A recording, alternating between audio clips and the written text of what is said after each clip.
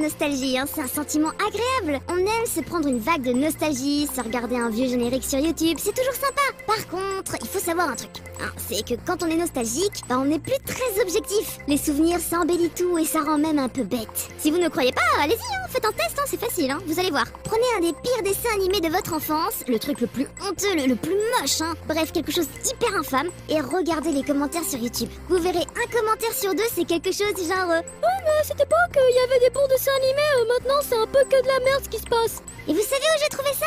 Dans les coms du générique de Molierissimo. Ça calme, hein? Et comme vous le savez, la nostalgie, ça fait vendre. Sega l'a bien compris, hein, en sortant une gamme de netbooks aux couleurs des consoles Mega Drive, Sega Saturn et Dreamcast. C'est vrai que là, c'est plutôt la mode des tablettes en ce moment, mais quand même, c'est plutôt classe.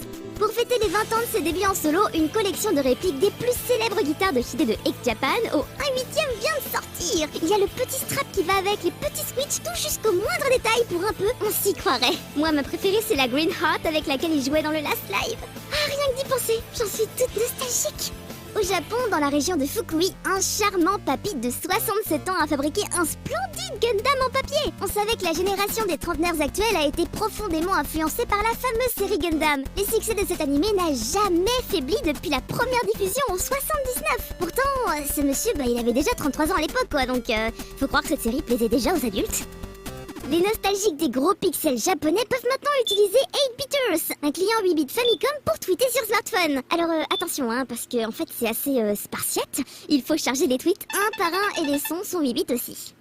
Internet fait tellement partie de nos vies que l'on a tendance à oublier le chemin parcouru. Preuve en est cette vidéo enregistrée il y a 15 ans. Sur VHS, oui, et on y suit les pérégrinations d'un internaute sur le web. IRC, GeoCities, les débuts de Winamp, les premiers sites consacrés à l'animation japonaise. Ah, quand je vois le temps de chargement pour le moindre JPEG, je me sens toute nostalgique d'un coup. Et si j'étais un peu bébête, je dirais qu'Internet, c'était mieux avant, quoi. Mais non, je me retiens de dire des bêtises, hein, je préfère profiter des quelques secondes qui me restent pour vous montrer ça. Ah, c'est qui à votre avis l'Office Lady là? Oui, c'est notre ami Takanori que vous connaissez mieux sous le nom de Team Revolution. Vous ne rêvez pas, il a posé récemment dans cette tenue pour le très gros magazine féminin Kang. Ah, franchement, ce mec, quoi qu'il fasse, il a la super classe, je suis encore plus fan maintenant. Allez, à la semaine prochaine, bande d'attaques.